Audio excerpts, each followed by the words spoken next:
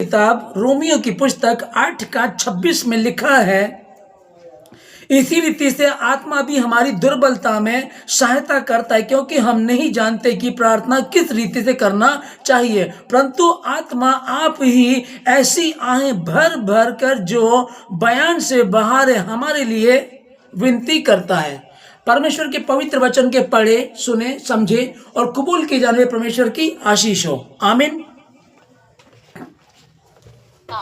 है ना। जैसे कि इस वचन को हम लोग पढ़ रहे हैं कि इसी रीति से आत्मा भी हमारी सहायता करता है।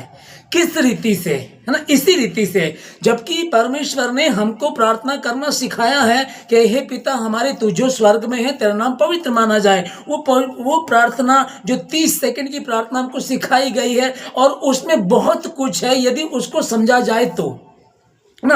वो प्रार्थना परमेश्वर ने हमको सिखाई, क्योंकि चेले आकर के बोलने लगे कि यूहन्ना के चेले तो प्रार्थना करते परंतु तू हमें प्रार्थना करना सिखा। तब प्रभु यीशु मसीह ने प्रार्थना करना सिखाया। उसके बाद भी हमें इसकी आवश्यकता पड़ रही है ना।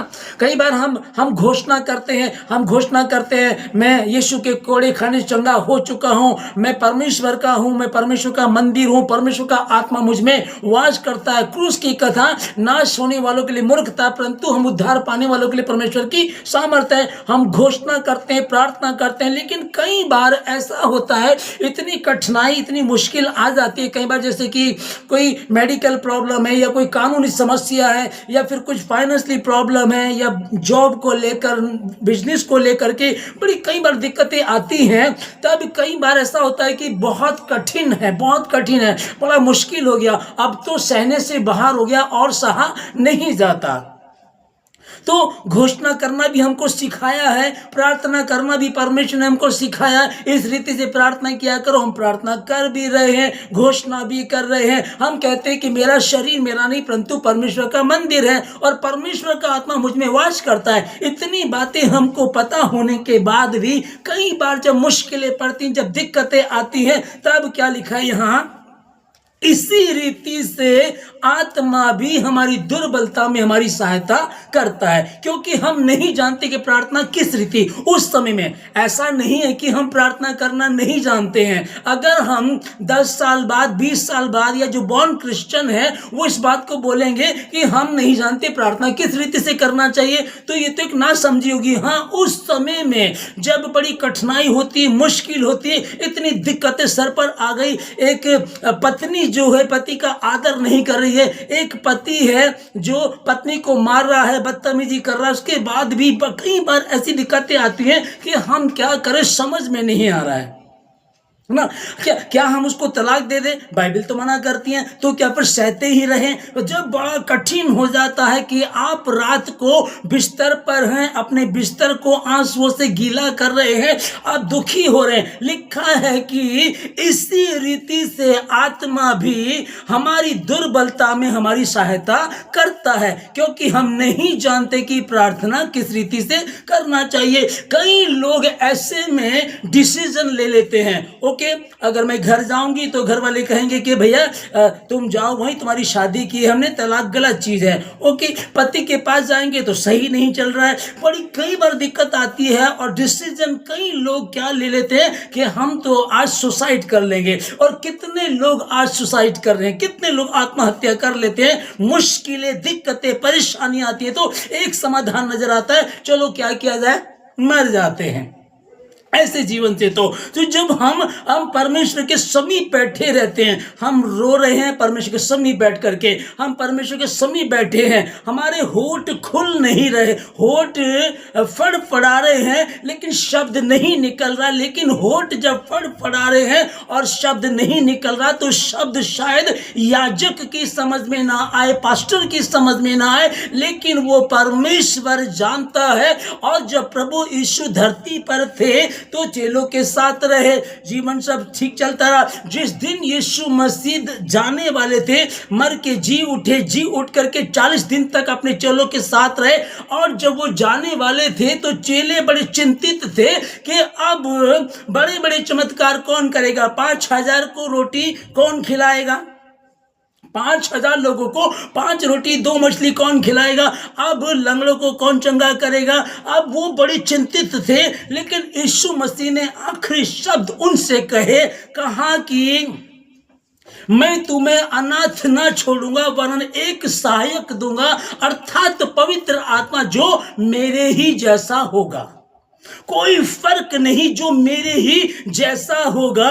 और जब तक वो तुमको ना मिले, परमेश्वर ने कहा कि जब तक वो तुम पर ना उतरे तब तक तुम यरूशलेम में ही ठहरे रहना, यरूशलेम को मत छोड़ना, प्रार्थना में बने रहना। वो सहायक परमेश्वर है। परमेश्वर जानता है कि ये लोग कमजोर हैं, ये लोग कई बार उलझ जाते हैं। हाल ही में 12 चेलों में से एक चेले ने, जब उसको लगा कि मैंने गुनाह कर दिया, मैंने जगत के उद्धारकर्ता का सौदा कर दिया, तो उसने जाकर के सुसाइड कर लिया। अब बाकी लोग भी ऐसा ना कर लें। तब प्रभु यीशु मसीह ने कहा, सुनो मैं जाता हूं, परंतु मैं तुम्हें अनाथ ना छोड़ूंगा, अर्थात एक सहायक दूंगा, पवित्र आत्मा जो मेरे ही जैसा होगा। और वो पवित्र आत्मा यहाँ जो हम लोग देख रहे हैं कि और हमको प्रार्थना करना नहीं आता, अर्थात उस समय में ऐसी कंडीशन बन गई, इतना दुख है, इतनी परेशानियां, इतनी दिक्कतें, मैं क्या करूं, कैसे समझ में नहीं आ रहा। उस समय जब आप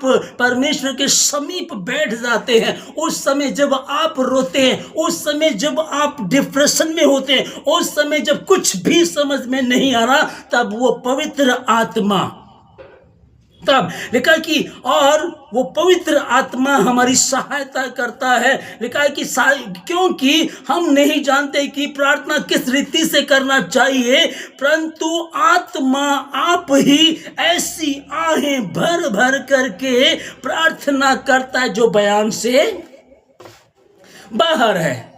हालेलुया। जो बयान से बाहर है, वो ऐसा परमेश्वर मुझको हमको मिला है, जिसने हमको अनाथ नहीं छोड़ा, जिसने हमको अकेला नहीं छोड़ा। वो जानता था, वो जानता है, वो मनुष्य को बनाया उसने, वो जानता मनुष्य कमजोर है, कई बार इनके साथ दिक्कत आएंगी, परेशानी आएंगी, कई बार ये उलझ सकते हैं, कई बार ये गलत डिसीजन लेंगे। इसलिए मैं तुम्हें अनाथ ना छोड़ूंगा, मैं तुम्हें एक पवित्र आत्मा दूंगा, पवित्र आत्मा एक सहायक दूंगा, और जब तक वो तुमको ना मिले तब तक ठहरे रहना, निरंतर प्रार्थना करते रहना। जब परमेश्वर ने ये वचन हमको आज दिया।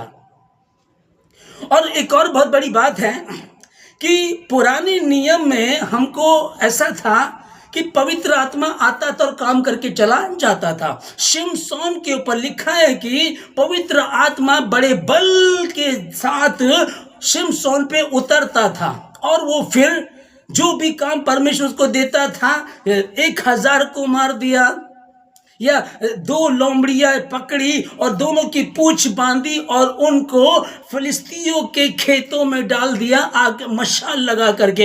ये पवित्र आत्मा आता था और चला जाया करता था। लेकिन आज जब हम नए नियम में, अनुग्रह में, यीशु मसीह के बाद के समय में हम हैं, आज लिखा है कि पवित्र आत्मा का क्या तुम नहीं जानते कि तुम परमेश्वर का मंदिर हो और परमेश्वर का आत्मा तुम में वास करता है।